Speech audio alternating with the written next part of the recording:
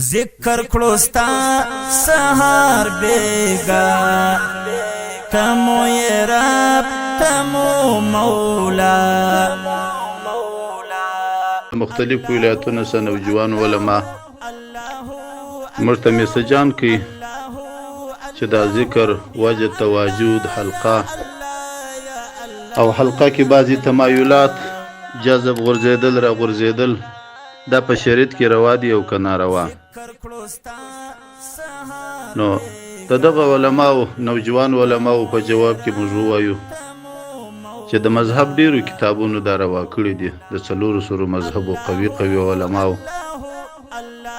نو هغه تفصیل اوس نسو ورکولی ځکه بیان اوږدیږي، خو حواله به زموږ ستاسې پر یو معتمد کتاب چې هغه ټول مذهب کې منلی کتاب شامی رد محتار په شپږ جلده کې دریم جلد 323 صفحه او په 12 جلده کې شپږم جلد 396 صفحه کې علامه ابن عابدین پر دې باندې مطلب هم لګولی دی او د دې بیان هم کړی دی چې ذکر وجه تواجد دا روا دي او دا ثابت دي، دا د صوفیانو خپل حالات دي د صوفیو مبارکانو.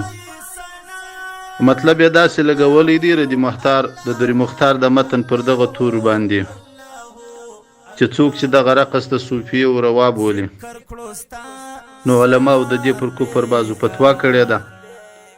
بیا د بزازي قول د قرطبي را نقل کړی دی چې اجماع د امت پر دې ده چې دا غنا و نال وهل و دا ناروا دي رقص. بیا فتوا د شیخ الاسلام را نقل کړی ده، خو اخري دا وایي علامه ابن عابدین وایي چې وروسته مسله داسې ده چې باید هغه تحقیق وکړو چې هغه تحقیق نزاع قطع کوي، جنجال ختموي. نو اصلي کې نزاع چې په کم په مسله کې د رقص ده یا د سما ده یا د ناتو ورته ویلو دی یا د جذب دی، دا وایي تفصیل غواړي. نو د دې تفصیل به وایي چیرې پیدا کړو. علامه ابن عابدین وایي چې د دې خلاصه هغه فتوا ده، هغه جواب دی کم جواب چې ابن کمال باچا ورکړی دی. ابن کمال باچا څوک دی چې لږ په دې باندې پوکو؟ شمس الدین احمد ابن سلیمان چې دا په 802 کې پیدا شوی دی، د باچا زوی د عثماني خلافت په دور کې. سلیمان په هغه وخت کې امیر و چې اسلامی خلافت عثماني خلافت دا په ترکیه کې و. نو ابن کمال بادشاہ شمس الدین احمد ابن سلیمان په 802 کې پیدا شو، په 942 کې د شیخ الاسلام جوړ شو چونکه مرکز د اسلام په هغه وخت کې عثماني امپراتوري عثماني قوت دا په ترکیه کې و. دی هم په هغه وخت کې شیخ الاسلام په 942 کې جوړ شو په زمانه کې د سلطان سلیمان. د وفات بیا په 945 کې اوس. تاریخونه لیکي چې په ترکیه کې خدا د تصوف طریقې بیخي ډېرې وي، حتی چې 140 طریقې ته رسېدلې. نو دا جذب و حلقې وي، وجدونه و تواجدونه و. نو په دې باره کې د ابن کمال باچا شمس الدین احمد ابن سلیمان سره علماو فتوا وغوښتله چې شیخ الاسلام ته په دغو خلکو کې څه وایه، دا د دې حلقې دا د دې ذکرونه دا روا دي او که ناروا دي. علامه ابن عابدین لیکي چې ابن کمال باچا جواب ورکړي، دا یې ورته ویله چې ما په تواجد ان حققت من حرج ولا التمايل ان اخلصت من بأس فقمت تسعى على رجل وحق لمن دعاه مولاه ان يسعى على الرأس. چاته چې واقعي جذب راځي، پر چا چې واقعي کیفیت راځي، دا غو د پاره هیڅ مشکل نشته. هغه که سر غورځي، هغه که بدن غورځي، هغه که کوږ وشکیږ، حتی که پر یوه پښه باندې روان خپل مولا چې رابولي خپل مولا ته زارۍ کوي، که پر سر باندې روان وي په دې کې مشکل نشته. ردی محتار عبارت او فتوا ډیره اوږده کړې ده.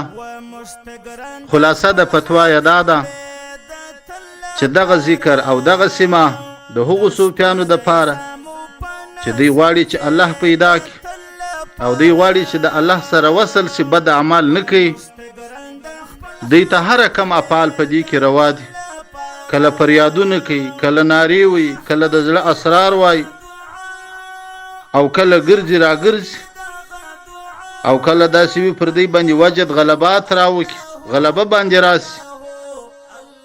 دا ټوله د دې دپاره روا دي، په دې باندې هیڅ مشکل نسته، ټوله ثابت دغه فتوا او جواب د ابن کمال بادشاه علامه ابن عابدین رحمه الله په شپږم ټوک 396 صفحه کې د رد محتار یا په دریم ټوک 303 صفحه کې دغه فتوا را نقل کړې ده.